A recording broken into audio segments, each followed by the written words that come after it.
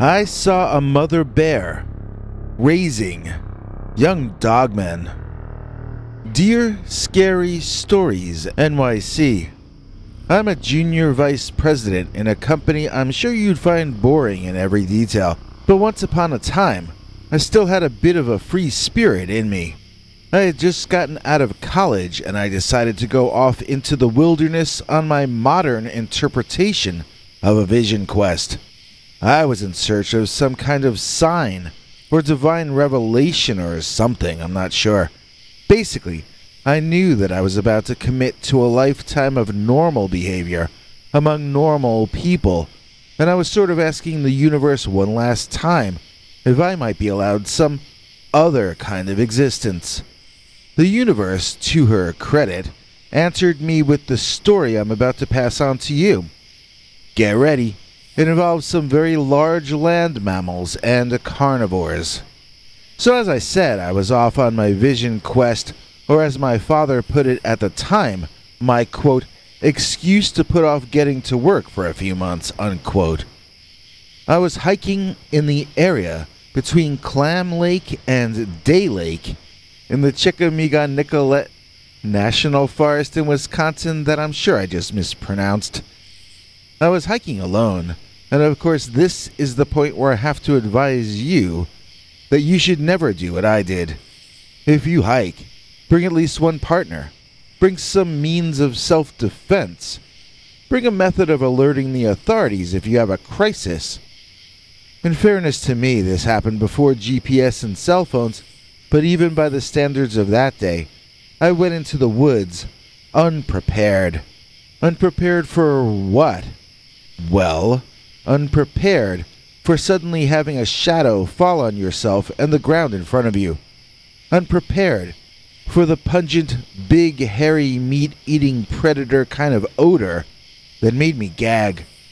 Most of all, unprepared to look up and see a truly mammoth mama black bear standing up on her hind legs, arms and claws raised in the air, as if to alert me to the fact that she could probably take me pretty easily in a fight.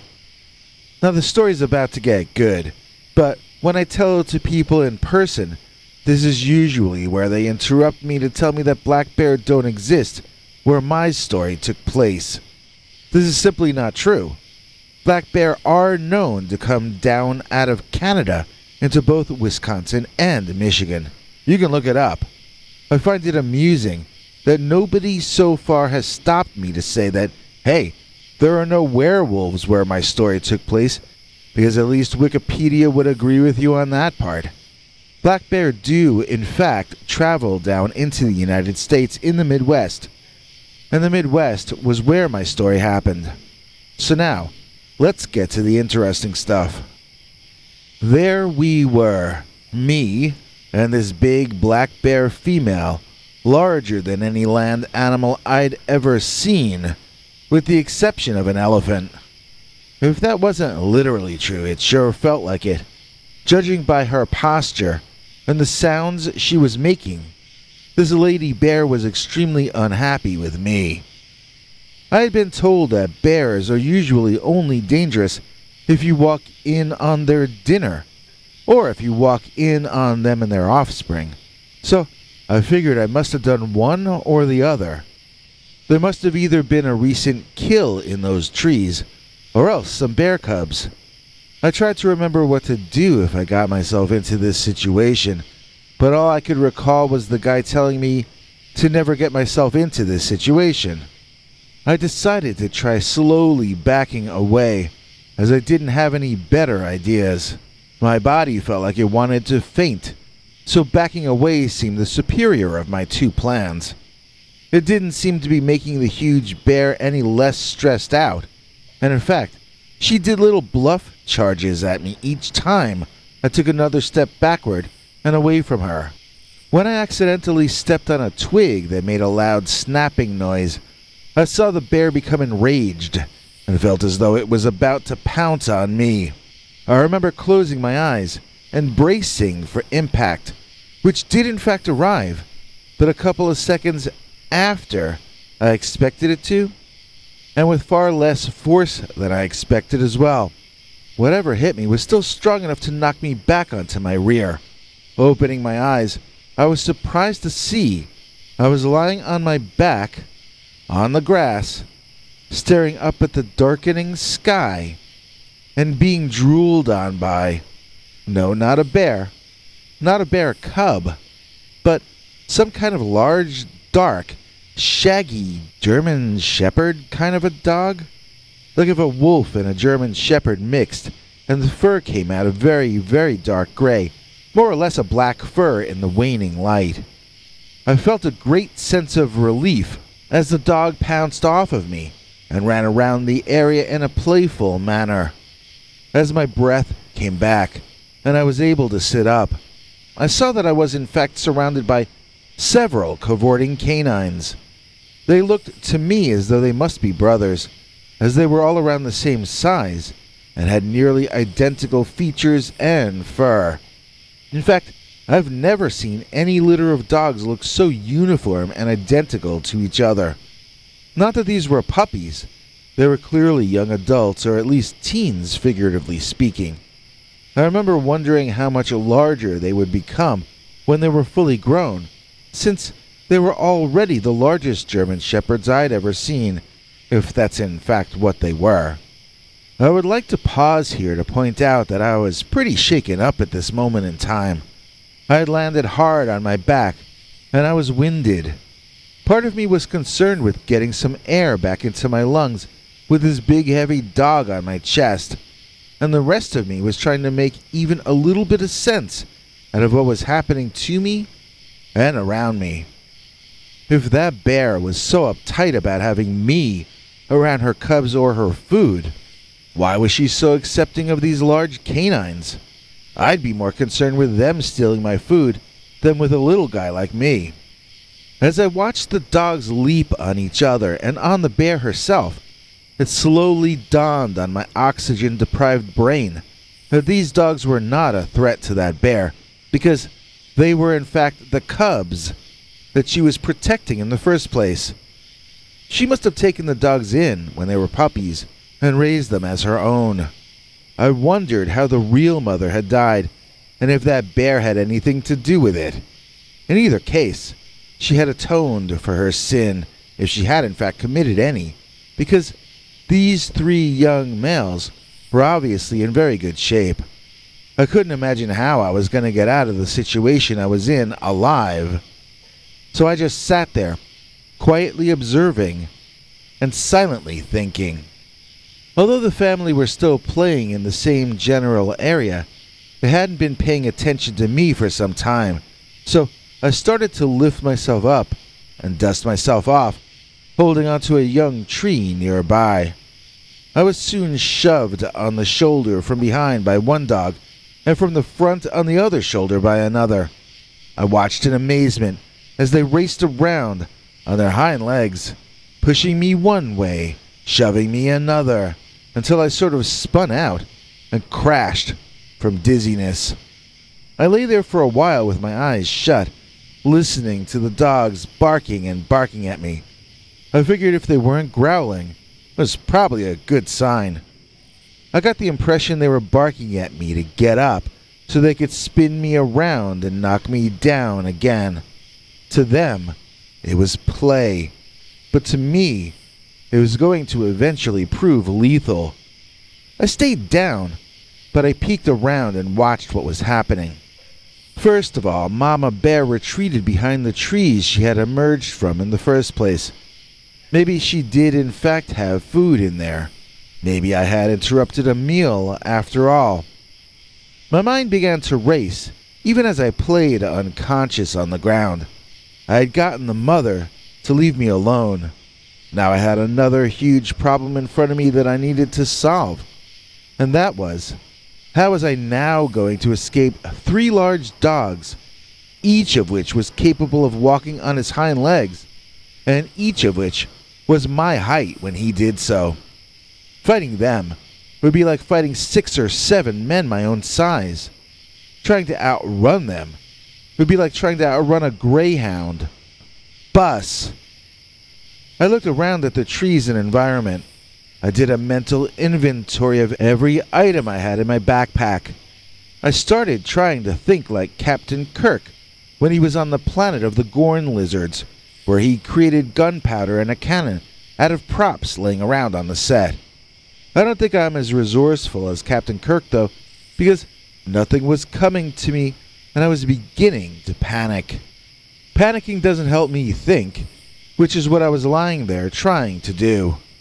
And then, the bear made this sort of absolutely horrifying noise that activated my fight or flight, finding me up on my feet inside of 1.5 seconds.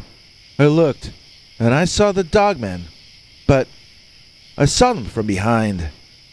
They were all splitting into the woods, answering the call of their adopted mother. I was apparently free to go, which is what I tried to do, making quite a show of it in the process. The more I tried to be quiet, the more noise I seemed to make, and the more I tried to be graceful, the more I tripped and fell on my face. But the bear and her Dogman family were done with me. As long as I continued heading away from them, they didn't seem to care how loudly I did it.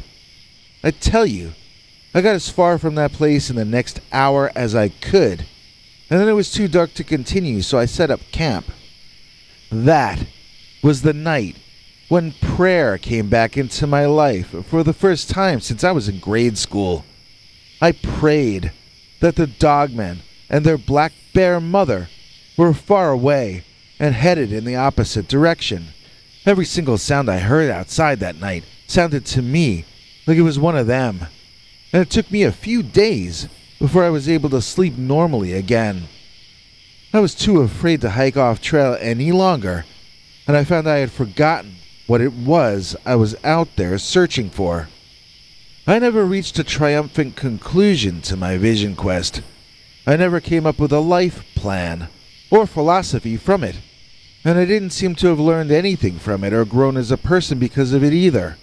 I just sorta ran out of gas after that Dogman experience, and I went back home and took a job at my father's company.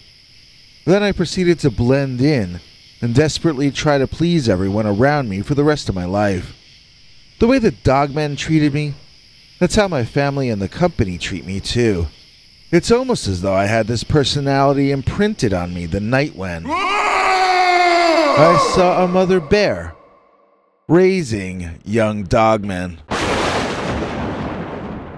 If you liked this show and had a blast, please say thanks to the one who laughs last, because our scares and all our fun were made possible by the one. Please join us in thanking the one who laughs last for making this episode possible. Not only do they get the satisfaction of helping us to stay on the air, but they get special perks, like being able to watch our secret uncensored Sunday night stories, all of which are far too wild to run on this channel. Here comes international TV spokesmongrel Henry Lee Dogman to fill in any deets I may have left out. Hank? Thanks for watching till the end. If you liked what you saw, please consider clicking like on the video or sharing it with your friends and family that you think might also be interested. If you would like to see more of our work, please consider subscribing and hitting that bell icon next to the subscribe button so that YouTube will alert you when we put out a new video.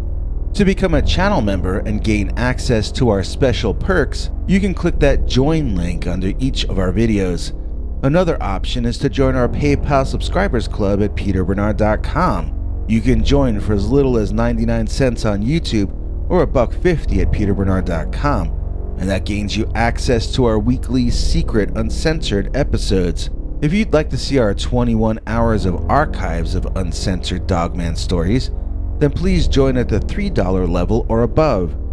To get to watch our shows in advance of the public, please join at our $10 level. That gets you all the perks. If you join our channel memberships, you need to check our community page here on YouTube in order to get the links to the secret videos and other perks. If you're in the PayPal subscribers club, Peter will email you all the news and links himself. Once joining the PayPal club, which is Peter's homemade club, please give him a chance to see that you've joined and to compose you a personal welcome email as none of that is automated. But whichever you join, we'll name you an executive producer for the next available episode. Do you have a scary experience that you'd like to share with us? You can email us at scarystoriesnyc@gmail.com or call our Scary Stories voicemail hotline at 804-LA-SCARY. That's 804-537-2279. It's a Google voicemail box, so that means it keeps cutting off after every 3 minutes. If your story is longer than that, please keep calling back and we can piece it together on our end. Good night, and have a scary tomorrow.